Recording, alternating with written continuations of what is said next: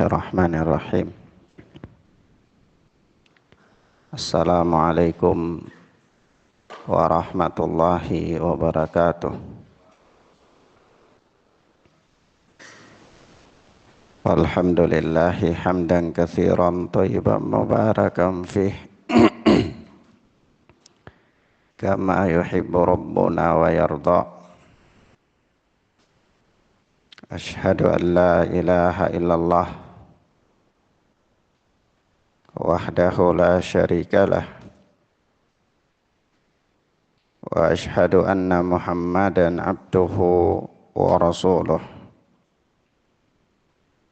sallallahu alaihi wa ala alihi wa ashabihi wa man tabi'ahum bi ihsanin ila yaumiddin. Amma ba'd. Ikhwanna fiddin, a'azzani Allah wa iyyakum. Kita lanjutkan pelajaran kita dengan kitab Syarhus Sunnah oleh Al-Imam Abu Muhammad Al-Barbahari rahimana wa rahimahullah. Kita masuk pada ucapan beliau yang berikutnya, wa aqilla minan nadhari fin nujum illa ma tasta'inu bihi ala mawaqitis shalah walha amma siwa dhalik fa innahu yad'u ila zandaqah. Kata Al-Imam Al-Barbahari rahimana wa rahimahullah, dan aqilla minan nadhari fin nujum, yakni bersedikit-sedikitlah dalam memperhatikan ilmu perbintangan, atau janganlah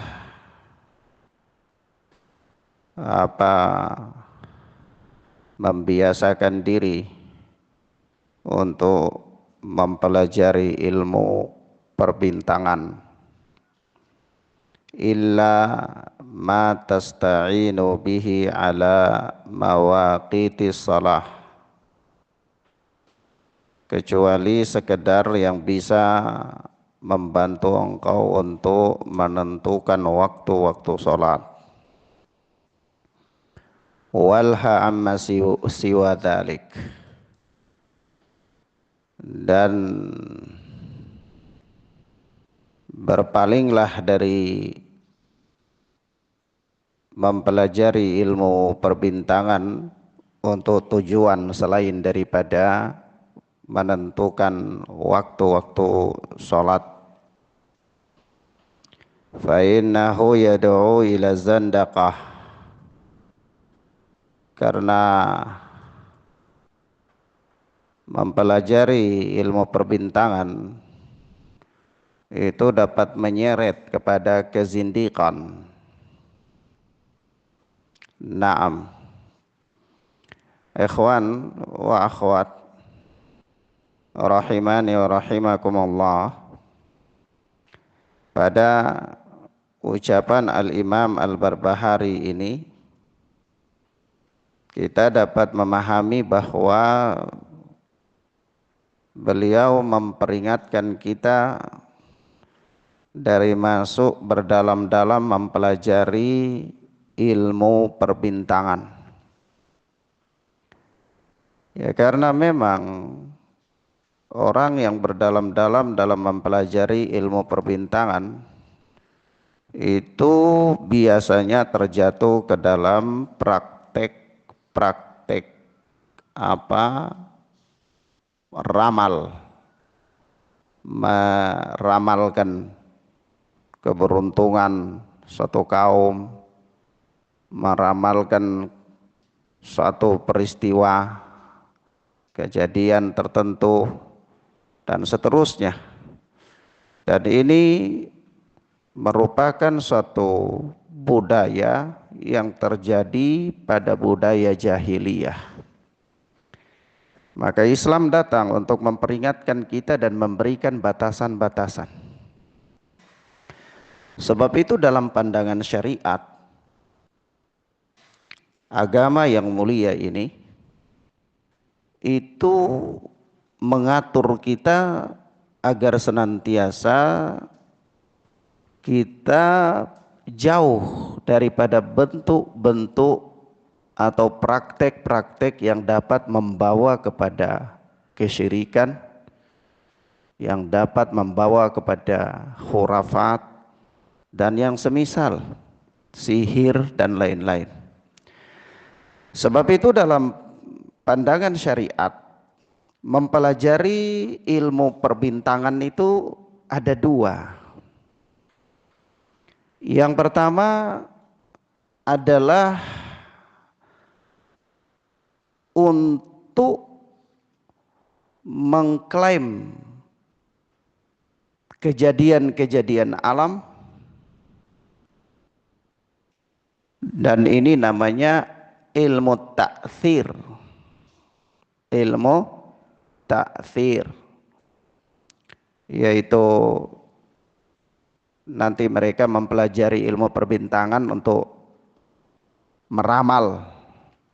Kalau ada bintang ini ya ini nanti turun hujan.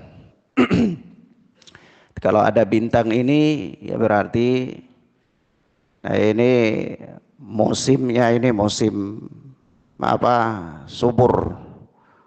Jadi kalau ada bintang ini ya berarti ini ada lahirnya seorang raja. Kalau ada bintang ini ya nanti pertanda bahwa ini wafatnya seorang raja misalnya, dan seterusnya. Itu namanya ilmu ta'thir. Yang semua itu dikaitkan dengan apa? Perbintangan. Nah, yang demikian ini dilarang dalam syariah. Dan ini termasuk bentuk-bentuk yang membawa kepada kesyirikan. Nah, yang kedua adalah ilmu taysir, ilmu tasyir, yaitu tasyir, ilmu tasyir, yakni ilmu perbintangan juga, tetapi mempelajarinya untuk mengetahui apa waktu-waktu, seperti waktu sholat, waktu bercocok tanam, ya, kemudian mengetahui arah, bahwa kalau bintang ini arahnya ke timur, bintang ini berarti ini arahnya ke barat dan yang semisal. Nah, ini yang demikian ini dalam pandangan syariat adalah boleh. Maka dari itu Al-Imam Al-Barbahari menyebutkan kepada kita secara umum, illa ma tasta'inu bihi ala mawaqitis salah. Kecuali mempelajari ilmu perbintangan itu sekedar untuk mengetahui waktu-waktu sholat. Nah, yang berkaitan dengan waktu, arah, ya, dan seterusnya, yang semisal dengan itu semua dalam pandangan syariat adalah boleh. Nah,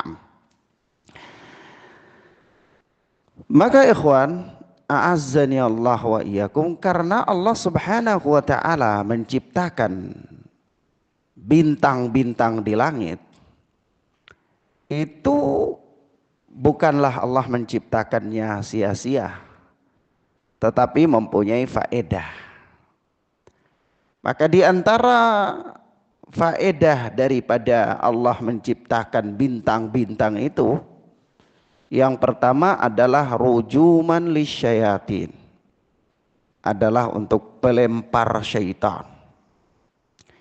Bahwa syaitan itu bersusun-susun ke langit untuk mencuri berita-berita langit.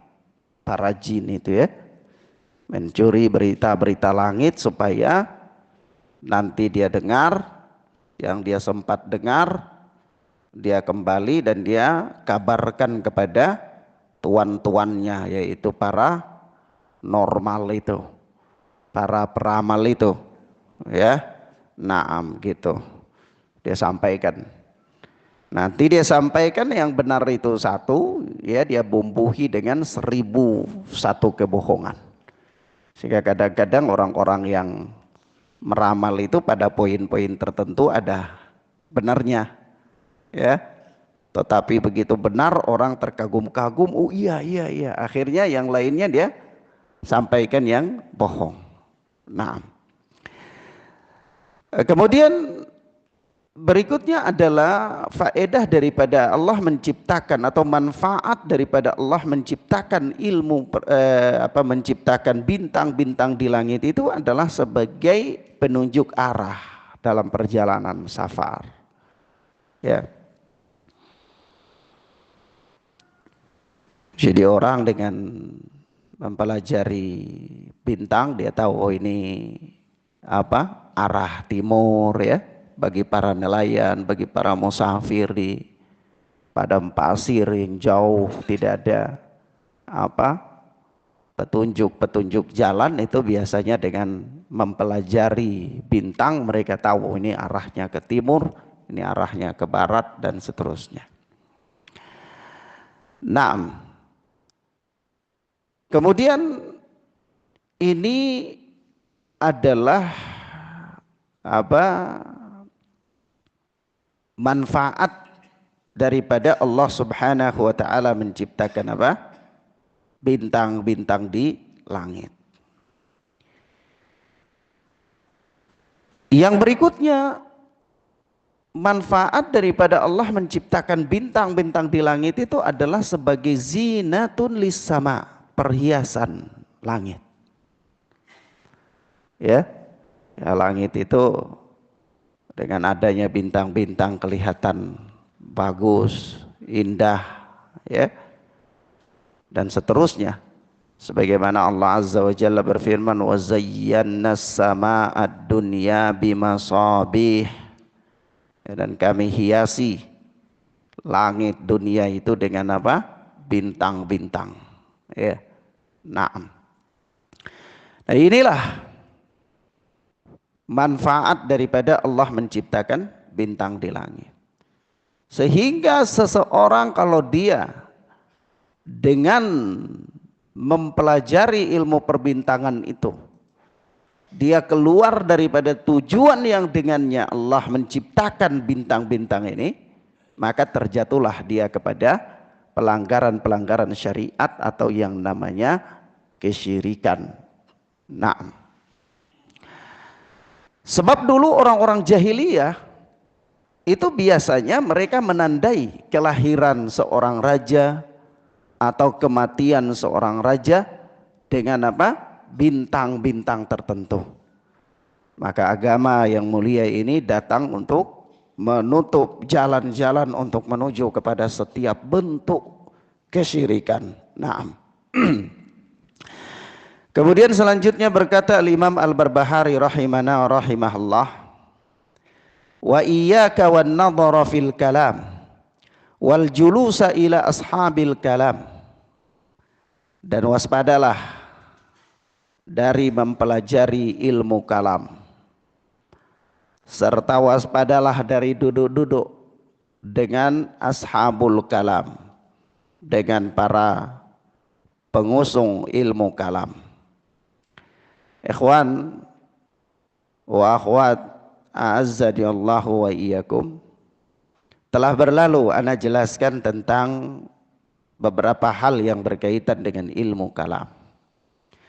Ala kulli hal, ilmu kalam itu tumpuan pijakannya adalah akal. Dia menggunakan akal untuk mengukur segala sesuatu, sehingga sesuatu itu dikatakan benar apabila sesuai dengan akal, sesuatu itu dikatakan salah apabila tidak sesuai dengan akal. Itulah pondasi dan cara berfikirnya ilmu kalam. Padahal telah dimaklumi secara bersama bahwa akal manusia itu bertingkat-tingkat. Kecerdasan manusia berbeda-beda. Dan akal tidak mampu mencapai atau menjangkau seluruh hikmah-hikmah di balik pensyariatan atau syariat yang Allah jadikan kepada manusia. Dan akal juga tidak mampu untuk menelusuri seluruh ciptaan Allah. Karena akal itu terbatas. Walaupun akal mempunyai kemampuan yang sedemikian hebatnya, tetap saja akal itu terbatas. Maka sesuatu yang terbatas itu tidak bisa dijadikan sebagai pijakan untuk mengukur kebenaran wahyu. Adapun orang-orang ahli kalam itu mereka menjadikan akal sebagai patokan untuk mengukur kebenaran segala sesuatu sampai wahyu. Wahyu pun diukur dengan apa? Akal. Manakala dia sejalan dengan pemikiran dan dapat diterima oleh akal manusia, maka mereka mengatakan benar. Manakala wahyu itu bagi mereka tidak dapat diterima oleh akal, maka bagi mereka salah. Inilah pondasinya ilmu kalam. Sepintas kalau di dalam perkara-perkara keduniaan ini sah-sah saja dan dianggap hebat, punya perbendaharaan pengetahuan yang luar biasa. Tetapi kalau masuk ke dalam perkara agama, maka ini perkara yang sangat membahayakan. Sangat apa? Membahayakan. Sehingga adalah kemudian di zaman modern ini manusia membuat berbagai macam teori untuk mengukur kebenaran wahyu. Maka adalah ilmu sains, teknologi, ya, mereka melakukan penelitian-penelitian untuk mengukur kebenaran wahyu. Jadi dulu ada kejadian ini, atau yang diberitakan misalnya di dalam air laut itu ada air tawar, mereka teliti.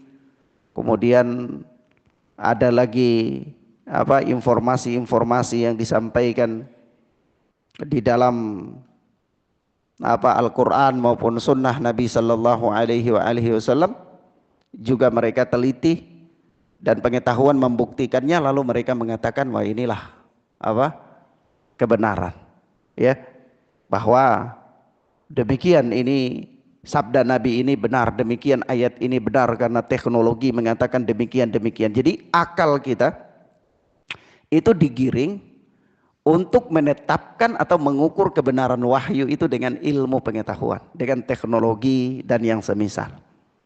Sepintas ini mungkin bagus, tapi kita katakan ini membahayakan. Kenapa membahayakan? Karena nanti sampai pada batasan tertentu akal manusia tidak bisa mencapai hikmah di balik pensyariatan, syariat yang Allah berikan. Sampai pada batasan tertentu teknologi tidak mampu membuktikan kebenaran wahyu. Maka disitulah kalau kita sudah terjebak dari awal untuk menggunakan akal dan teknologi guna mengukur kebenaran, maka pada tahap ini kita akan mengingkari. Mengingkari apa? Mengingkari kebenaran wahyu itu. Sebab itu orang-orang yang bermain di dalam dunia ini biasanya sampai pada bab-bab tertentu mereka menyimpang. Misalnya saja kita bicara tentang kemajuan ilmu kedokteran modern. Ilmu kedokteran modern dengan kemajuannya yang begitu luar biasa, dia mampu meneliti sampai sedalam-dalamnya berbagai macam perkara-perkara yang berkaitan dengan kesehatan, penyakit, ya, virus-virus dan lain-lain. Begitu sampai saat ini, dunia kedokteran modern belum mampu membuktikan kalau pada salah satu sayap lalat itu ada penawar. Apa yang terjadi? Menolaknya apa tidak? Dia akan menolak. Dia akan mengatakan ilmu kedokteran modern mampu membuktikan demikian dan demikian, bahkan virus-virus yang sekecil apapun dibahas dan dibuktikan oleh dunia kedokteran modern. Sementara sampai saat ini kedokteran modern dapat membuktikan bahwa pada sayap lalat itu ada racun, tapi belum mampu untuk menunjukkan kepada kita bahwa pada sayap lalat itu ada, salah satu sayap lalat itu ada penyembuh, penawar. Maka hadis ini tidak benar kita.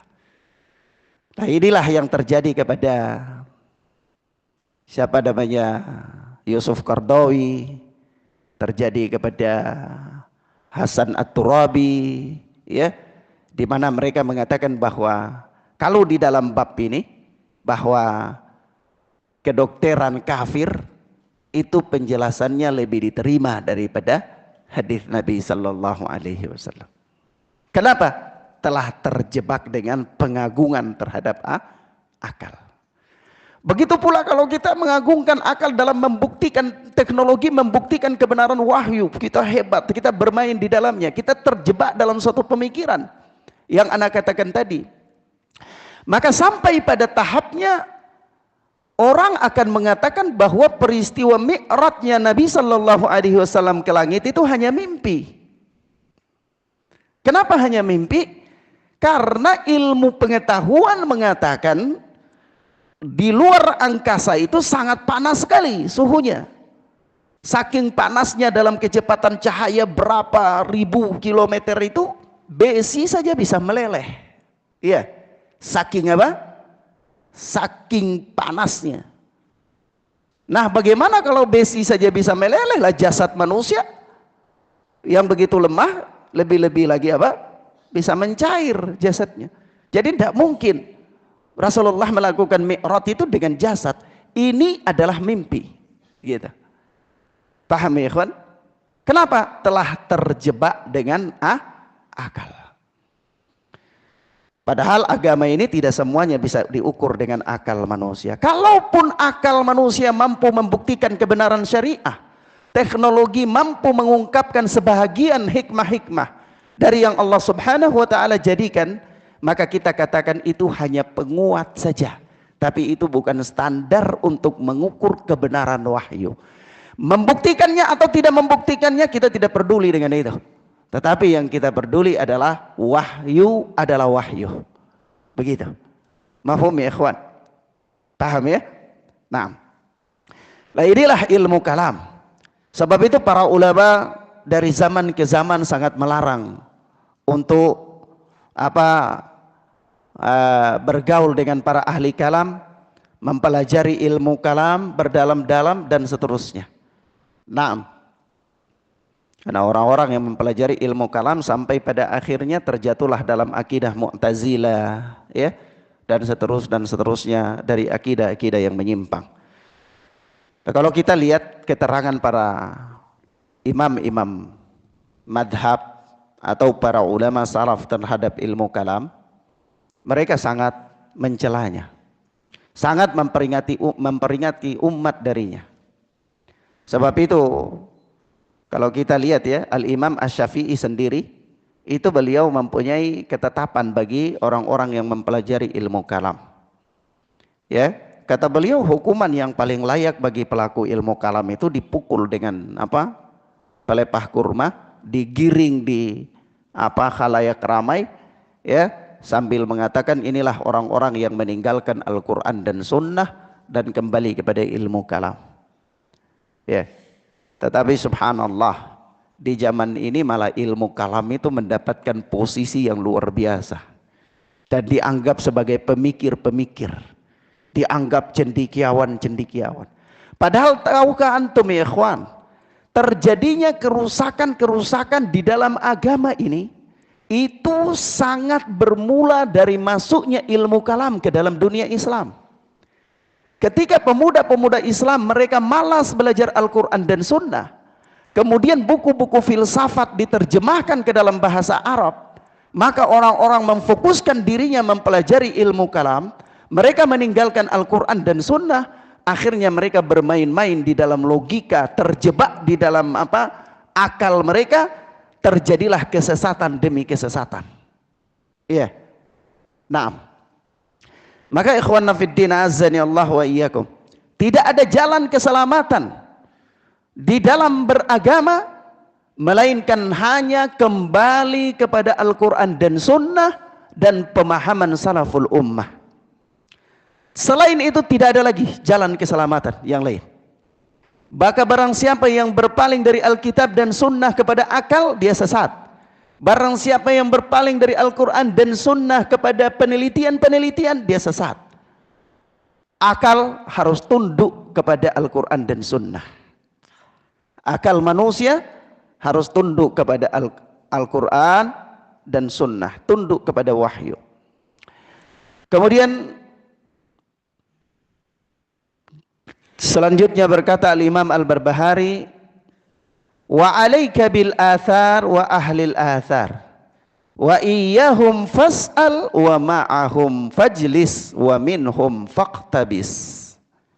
Ini setelah beliau memperingatkan kita dari ilmu kalam, yang intinya beliau memperingatkan kita dalam menggunakan logika dalam beragama, maka beliau memotivasi kita supaya kembali kepada metode yang telah membuat umat ini berjaya dan selamat, yaitu apa? Alaika bil athar wa ahlil athar. Engkau harus berpegang teguh dengan athar dan ahlul athar. Berpegang teguh dengan apa? Sunnah Nabi sallallahu alaihi wasallam, berpegang teguh dengan Alkitab, dan berpegang teguh dengan ahlul athar, berpegang teguh dengan pemahamannya orang-orang yang berpegang teguh dengan Al-Quran dan Sunnah, berpegang teguh dengan ashabul hadis. Wa iyyahum fas'al, dan kepada mereka lah bertanya, hendaklah engkau bertanya. Bertanya tentang ilmu agama ini terbatas. Tidak boleh kita bertanya kepada sembarangan orang. Ya, dalam perkara agama tidak boleh bertanya kepada yang bukan ahlinya. Nah, ahlinya yang dimaksudkan dengan ahli dalam ilmu agama itu ahlul athar. Fas'alu ahlad dzikri, bertanyalah kepada ahlul dzikr. Siapa ahlul dzikri? Ahlul ilmi. Siapa ahlul ilmi? Ahlul athar. Siapa ahlul athar? Nama lain dari mereka adalah ashabul hadis, yaitu orang-orang yang berpegang teguh dengan Alkitab dan Sunnah dengan perjalanan para salaful ummah. Bertanyalah kepada mereka, jangan bertanya kepada ahli kalam, jangan bertanya kepada Mu'tazilah, jangan bertanya kepada Qadariyah, jangan bertanya kepada Jabariyah, jangan bertanya kepada Khawariji dan seterusnya. Jangan bertanya dalam persoalan agama. Kalau tanya silakan, bertanya itu bukan aib. Bertanya itu adalah termasuk salah satu metode untuk selamat. Rasulullah mengatakan innama syifa'ul ayyi as-su'al, sesungguhnya obat dari kebodohan itu bertanya. Tetapi pertanyaannya, kepada siapa kita bertanya? Apakah bertanya kepada semua orang? Tidak. Bertanya kepada ahlinya. Siapa yang ahli dalam ilmu agama, dalam pandangan syariat? Yang ahli dalam pandangan syariat itu adalah ahlul athar. Orang-orang yang membangun ucapan-ucapan mereka itu dengan Al-Quran dan sunnah Nabi, kemudian perjalanan salaful ummah. Dia mengatakan, Allah mengatakan demikian, Rasulullah mengatakan demikian. Oh, ini para imam-imam madhab mengatakan demikian, para sahabat mengatakan demikian, para salaf mengatakan demikian.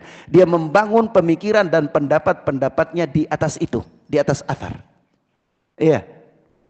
Mafhum ya ikhwan? Wa ma'ahum fajlis, dan duduk-duduklah dengan mereka, bergaullah dengan mereka.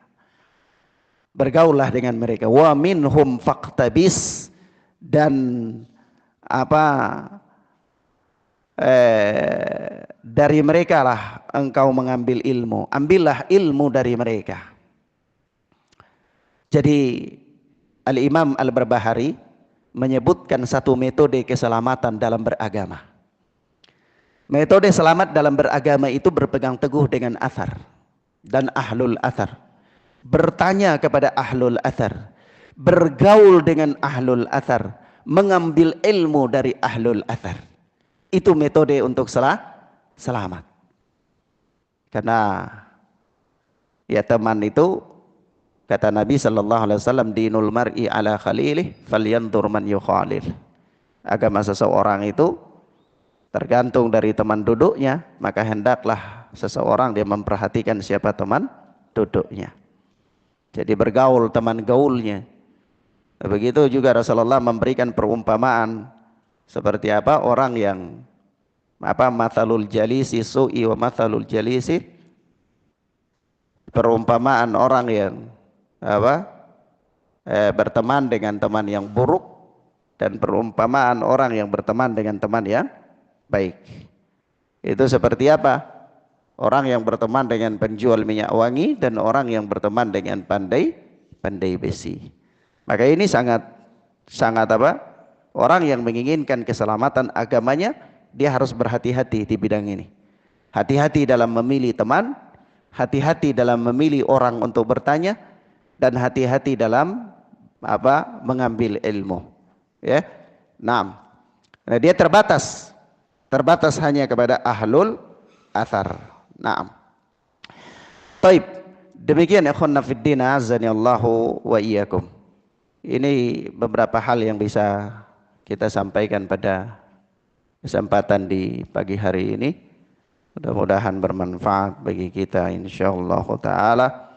Wa sallallahu ala nabiyina Muhammad wa ala alihi wa sahbihi wasallam. Subhanaka Allahumma wa bihamdika asyhadu an la ilaha illa anta astaghfiruka wa atubu ilaik. Wassalamualaikum warahmatullahi wabarakatuh.